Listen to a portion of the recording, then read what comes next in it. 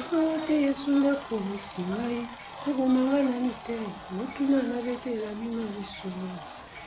Penote, siksanga ega kombo na Jésus. Penote, mutuna nateke nanda wana. Pesanga, amosana yosoka sino sanate. Masani, kuwa mkodate salosa. Amosana yosoka sino sanate.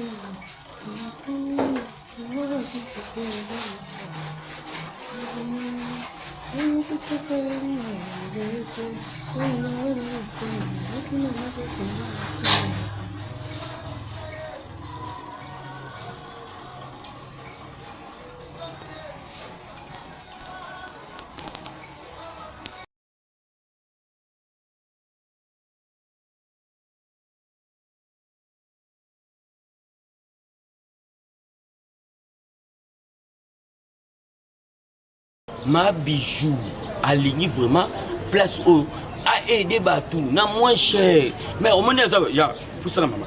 Au moins ba biloko tu es non alinga ba tsu ba chambre awa. Au moins ba place où yoto aba disango. Ngai so za na mbongo. Muto za biloko moins cher boy. Ah ma bijou personne na poto. Na pesi ba no mbote. Yango mona ou comment la patrona, mais pour le bureau à boy.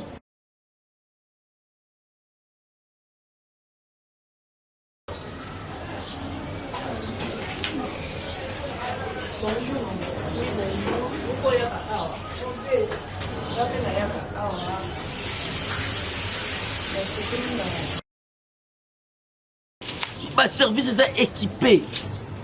Ah on a besoin de batadi badira besoin nini mais ah ne so boy. Na on peut ça idée moko. Ah ça la singe linge naturel. Ambajika elo mo mulai e kasabila.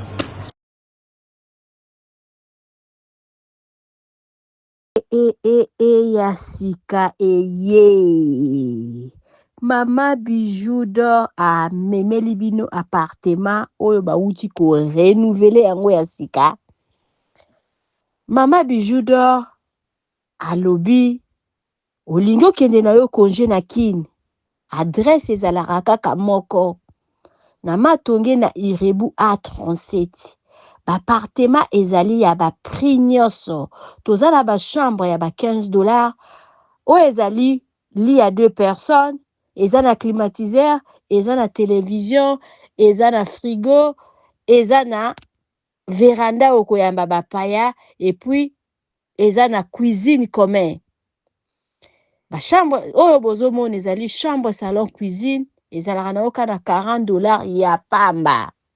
Mama Bijou alobi epala biso mbongo nyonso toza nango o présenter ye azwaka na ye. Surtout ceux qui ont koumela akitisaka ba prix botala appartement ndenge eza kitoko chambre salon cuisine toza nango bibale oyo bozomona eza na rez-de-chaussée toza na mususu na premier niveau oyo ezalaka na $35 ya pamba botala ndenge chambre eza kitoko botala propriété eza na kati ya appartement oyo. Mama Bijou akangi masolo ya ba flat nyonso na Congo oyo ya ba prix kitoko. Service à malamu kuna ezalaka nde famille. Epa na biso babungisa kiloko te. Epa na biso soki okei toza na ba famille te oko se sentir à l'aise ti mukolo kozonga. Toza na ba chambre à $20, ya $15, appartement ya $40, appartement ya $35.